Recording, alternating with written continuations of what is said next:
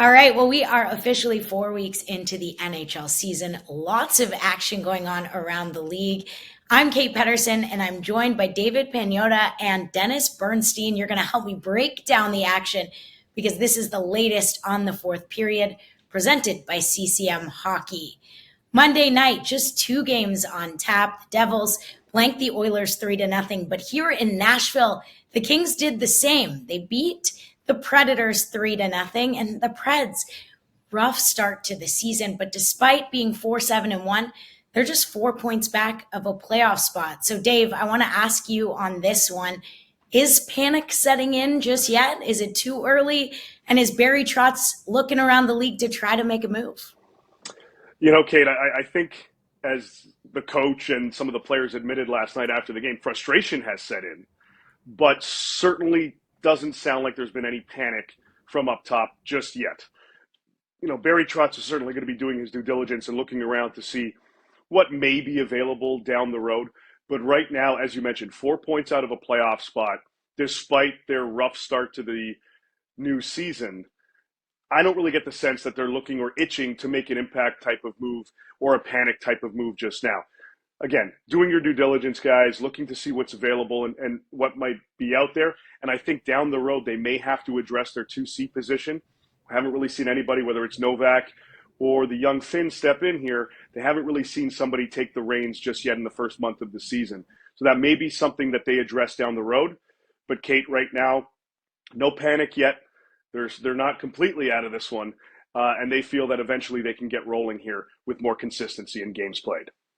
And you've got lots of veterans in that room. Now they've got 7 of their next 8 on the road. And I feel like that could be a good thing. Get out of Nashville, Yep. have those veterans step in and really try to, get the team together and figure out what they need to do.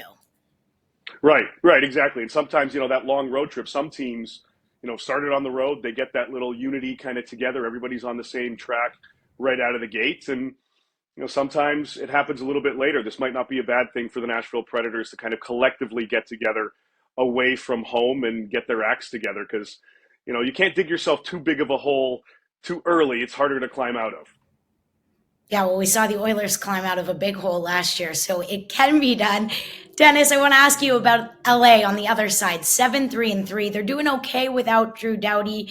A little bit of talk about their bottom six maybe being too deep, but do you think any changes are on the horizon right now? I don't. And look, they would sign for 7-3-3 without Drew because when Drew went down in preseason against Vegas, people were heading for the exits.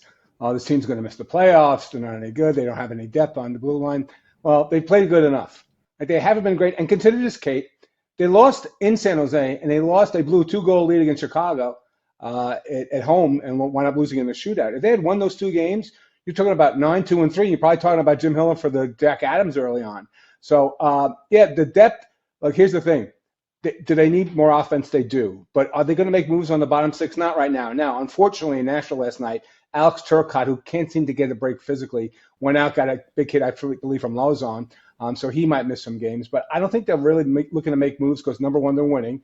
And I think while they don't have a classic 4C, Trevor Lewis, the longtime King who's come back and will play his 1000th game this year, he's been good enough at 4C. So, but when you see Kings win games, they're not going to be an overpowering offense. Quentin Byfield hasn't scored yet. Trevor Moore has 1 goal, had 31 last year. Phil Deneau has 2. When they play like they did last night in Nashville, where they control puck possession, where they really limit their chances, and Darcy Kemper had a good night, and I credit Hiller for one thing. Kemper did not have a good game against Chicago and went right back to him against a tough team in Nashville and won that game. So at 7-3-3, you got to love it. And the fact that they played so many more road games. Remember, people don't remember 7-game road trip to start the season. So 7-3-3 with a very heavily balanced road schedule, they'll take it. Tough task tonight in Minnesota, but 7-3-3, you can't ask for any better considering Drew isn't in the lineup. If we shift over to the East, let's talk a little bit about the Isles. Bit by the injury bug. Their blue line's a bit of a mess. Dave, do you think changes are imminent there or it's still too early like some of the other teams? Kate, it might be a little bit early. Frustration seeping into the island as well, like Nashville. And we're seeing a little bit of that from up top as well, at least behind the bench with Patrick Waugh, but trying to calm things down a little bit. Unfortunately, their defense right now, pretty depleted. Lou Lamoriello, according to a few other teams, the Islanders, and maybe they maybe Lou won't like the fact that teams are talking about him. But they're starting to explore the marketplace for defensemen. Problem is they don't have a ton of cap space. So any significant impact move is going to have to result in money in, money out, other than cosmetic type changes, which Lou and management feel they can handle internally. I don't know if Patrick Roy enjoys having to rotate some guys in and out of the lineup in their bottom pair, but that's really the cards that they're dealt with. None of the injuries that they're plagued with at the moment are season ending. So they have to be cognizant of the salary cap and bringing a Matt Barzal back, and Adam Pelech back into the lineup. So yes, they're exploring. It's due diligence from Lou and the staff on the island, but it doesn't sound like anything impactful anyway is imminent right now. And over in Montreal, trade rumors circulating last week that maybe they're going to add to try to support their core.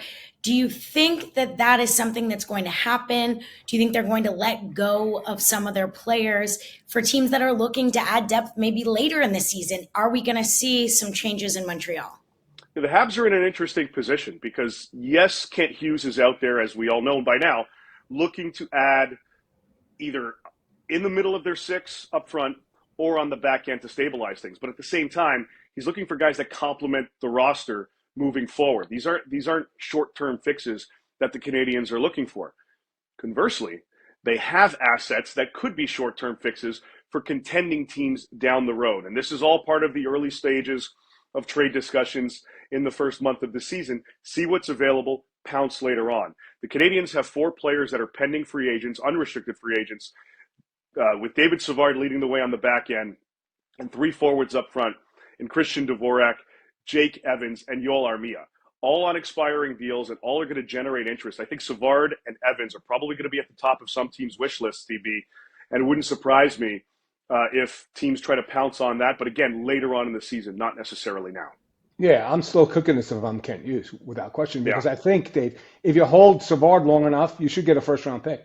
Like, there's going to be some team that think this is the last part of the championship puzzle, a reliable right-side defenseman who's physical. Yeah, and it gives the other guys, time to really develop their game because, Armia hasn't done much. He had a nice season last year, not so much this year, not a good start. So the other guys, and Jake Evans, same thing.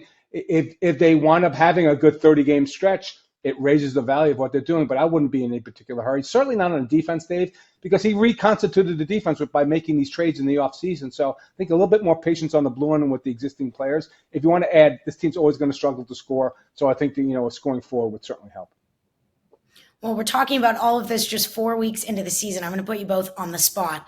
Who should we be watching for? What is one team that you would say is underrated, people aren't talking enough about, that you think, 4 weeks from now we're talking about them? Oh boy, DB, you want to start on that one? Or? Really on the spot. Yeah, no, the team will be still talking about a month from now is the Washington Capitals. Look at that stuff. Hey, Spencer Carberry is the real deal behind the bench. I don't care what happens to this team, but the way they started, and this team is not going to be a minus 37, goal differential team to make the playoffs. So I think their start has been fantastic. Look, they took some risks. They signed Matt Roy in free agency. They traded for Dubois from Los Angeles, who really did nothing in Los Angeles last season. So they were very aggressive in the offseason. And Kate, we might be talking about, I know people poo-pooed this at the beginning of the season. Ovechkin might break the record this year. Like, he's been that hot. Like, so people say, 42 goals is too much. If this team's going to play this way, he's going to get the support. We might be talking late March, early April about maybe, celebrating a milestone that we thought never would be broken. Yeah, for me, a similar situation out in the Central Division, Minnesota. The start that they're on, but the consistency in their play and the depth that they're getting, the contributions from their depth. And when you've got Kirill Kaprizov leading the way, I'm not expecting him to continue a 2-point-a-game clip. He's probably not going to be hitting, 160, 70 points this season. But I think he's going to hit the century mark this year, and that'll just kind of add to how much money he's eventually going to make.